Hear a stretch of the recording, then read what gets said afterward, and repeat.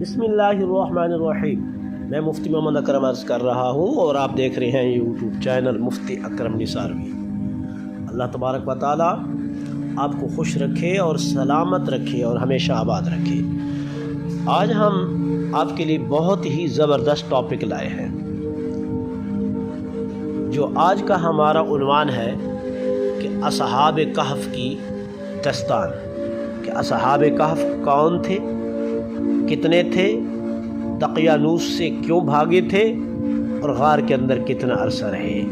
سوال و جواب کی صورت میں آج کا ہمارا ٹاپک ہے۔ آئیے ہم اپنے ٹاپک کی طرف چلتے ہیں سوال و جواب کی شکل میں۔ آپ سامعین توجہ سے اس کو سنیں۔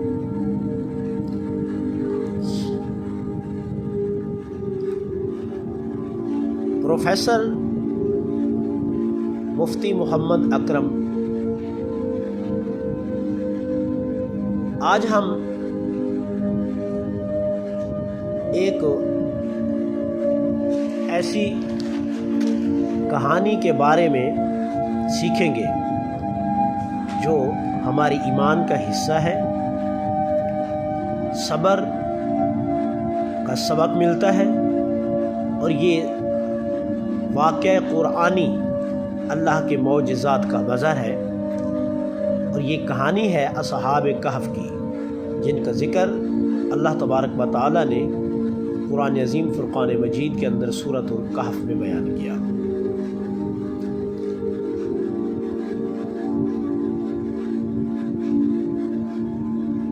ایک طالب علم کھڑا ہوا جس کا نام محمد مکی تھا۔ اس نے سوال کیا کہ سر یہ اصحاب کہف کون تھے؟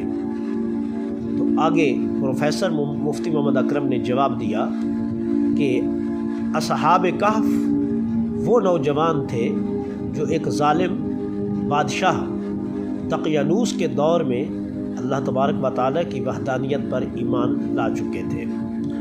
اس دور میں دقیانوس نے ہر ایک کو اپنے جھوٹے معبودوں کی عبادت پر مجبور کر رکھا تھا کہ مجھے سجدہ کرو اور میری عبادت کرو، لیکن یہ نوجوان اپنے ایمان پر ثابت قدم رہے اور اللہ تعالیٰ کے علاوہ کسی اور کے آگے جھکنے سے انہوں نے انکار کر دیا اور کہہ دیا کہ ہم اللہ کے علاوہ کسی اور غیر اللہ کے سامنے نہیں جھک سکتے۔ اس کے بعد فوراً ایک بچی کھڑی ہوئی جس کا نام تھا کنیز طیبہ۔ اس نے فوراً سوال کیا کہ پروفیسر صاحب آپ یہ بتائیں کہ اصحاب کہف کی تعداد کتنی تھی؟ تو پروفیسر نے جواب دیا کہ بیٹی اس کے بارے میں قرآن عظیم فرقان مجید کے اندر بھی ملتا ہے ہمیں کہ یہ مختلف روایات ہیں۔ بعض نے کہا 6 ہے اور بعض نے کہا 7 ہے اور بعض نے کہا 8 ہے۔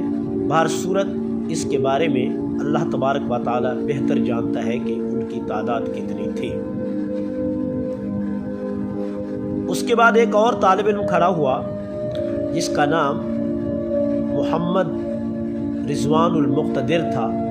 تو اس نے سوال کیا کہ انہوں نے کیا کیا جب بادشاہ نے انہیں اپنی عبادت کرنے پر مجبور کیا؟ پروفیسر مفتی محمد اکرم نے اس کا جواب دیا کہ جب دقیانوس کو معلوم ہوا کہ یہ نوجوان اللہ رب العزت پر ایمان رکھتے ہیں اور اس کو یکتا مانتے ہیں اور اس کو ایک مانتے ہیں، تو اس نے انہیں سخت سزا دینے کا فیصلہ کر لیا، لیکن وہ ایمان کو بچانے کے لیے ایک غار میں پناہ لینے کے لیے چلے گئے۔ اور جب وہ غار میں پہنچے تو اللہ تبارک و تعالیٰ نے انہیں نیند میں ڈال دیا اور وہ اس غار کے اندر 309 سال تک سوئے رہے۔ یہ رب کائنات کا ایک بہت بڑا معجزہ ہے۔ اس کے بعد فوراً ایک طالبہ کھڑی ہوئی جس کا نام جو ہے عالیہ تھا۔ اس نے فوراً سوال کیا کہ سر جب وہ جاگے تو اس کے بعد کیا ہوا، یعنی 309 سال بعد؟ تو مفتی محمد اکرم پروفیسر صاحب نے اس کا بہت ہی بہترین طریقے سے جواب دیا کہ جب وہ جاگے تو انہیں لگا کہ وہ صرف ایک دن یا کچھ گھنٹے ہی سوئے تھے۔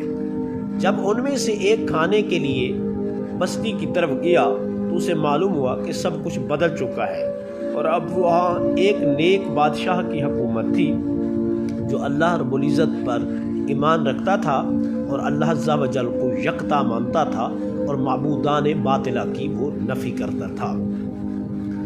جب لوگ ان کے بارے میں جاننے کے لیے غار کے دہانے پر پہنچے تو اللہ تعالیٰ نے ان کی روحوں کو یعنی اصحاب کہف کی روحوں کو قبض کر لیا اور وہی ہمیشہ کے لیے آرام فرما گئے۔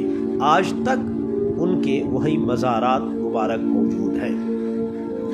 اس کے بعد ایک اور طالب علم کھڑا ہوا جس کا نام فرحان المقتدر تھا۔ تو یہ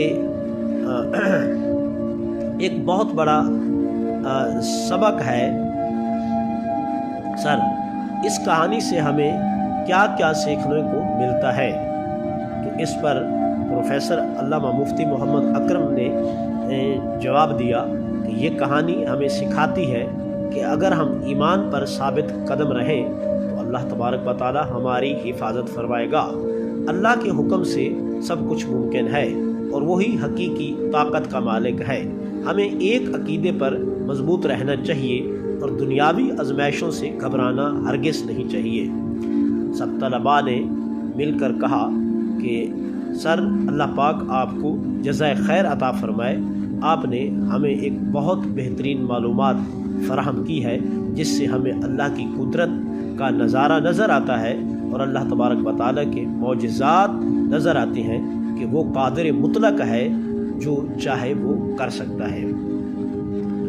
پروفیسر صاحب نے آگے طالب علموں کو جواب دیا کہ جزاکم اللہ خیراً، تمہیں اللہ اس کی جزائے خیر عطا فرمائے۔